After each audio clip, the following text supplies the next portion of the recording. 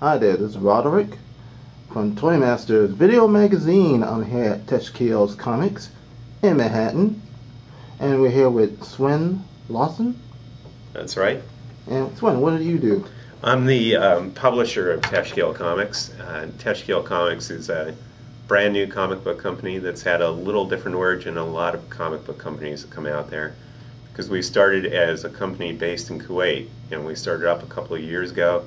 We've been producing comic books for the Middle East for a couple of years now.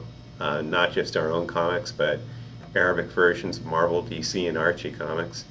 And now we're just getting ready to come to the United States with our own superheroes, the 99. And what is the 99?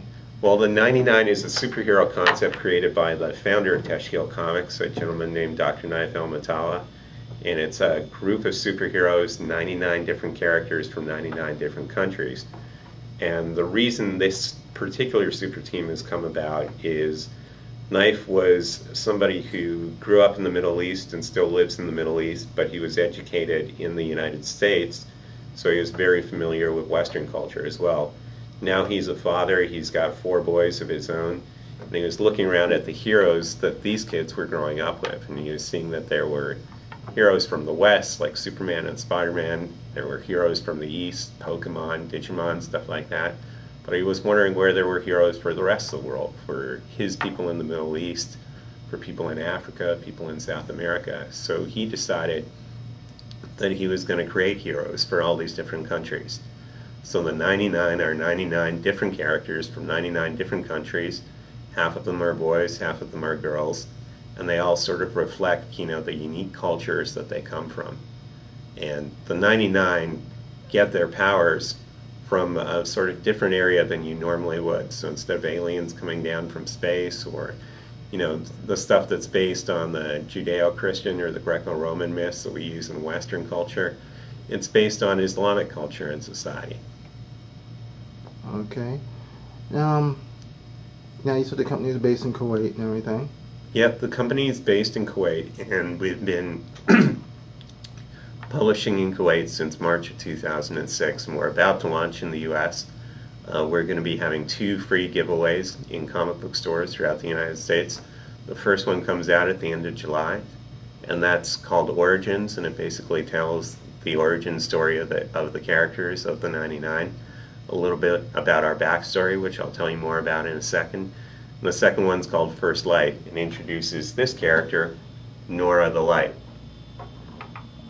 Okay. And then with those 2 free preview issues, we're hoping to give people a taste of the series. And our first issue will come out in the middle of October, and then will be a regular monthly series from that point onwards. All right. Now, your characters, there's going to be 99 characters.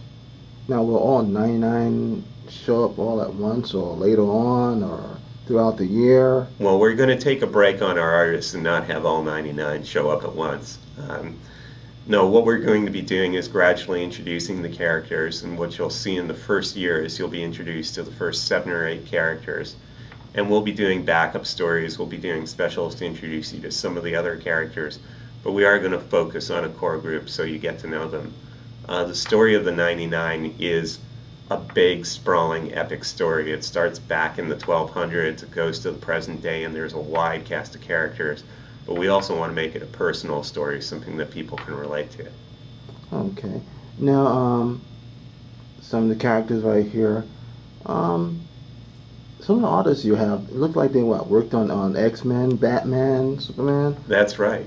One of the great things about working on this comic book is that we get an international cast of creators working on it.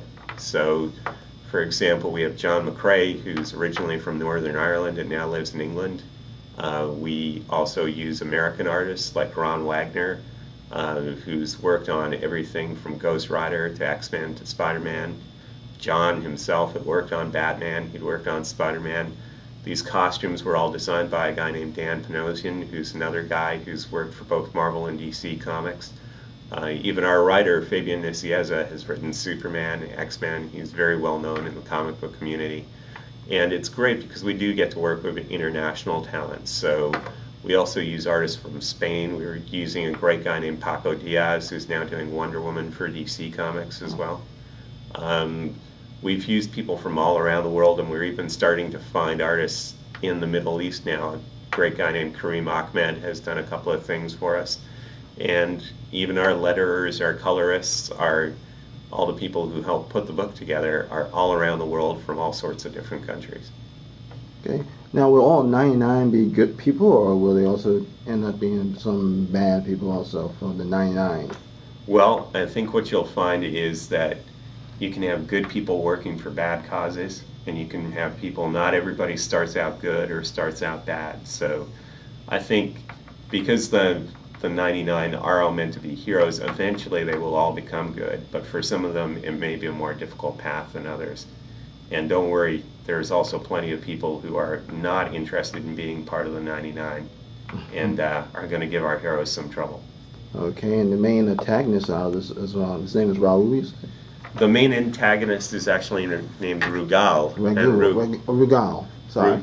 Rugal was one of the first people to discover the power of the Northstones, which are the things that give our superheroes their powers. The Northstones basically contain the lost knowledge of the ancient library of Baghdad, which was destroyed in the 1200s. And in our story we talk about how that knowledge was preserved in the gemstones and kept safe in Spain for 200 years. Now, Rugal was one of the foremost guardians of those gemstones, and he was the first person to really sort of unlock the hidden power of the gemstones. But Rugal also wanted to use all that power to force his will and his particular view of the world onto other people. So he tried to combine all the power of the gemstones together, and there was a terrific explosion. Everybody thought Rugal was dead. And it's only 500 years later that they find that he's come back to life, and now he's trying to do the same thing. So for our heroes, the 99 and their mentor, Dr. Ramsey, they're trying to both stop him and also find other ways to solve the problems in the world, the conflicts in the world, without violence.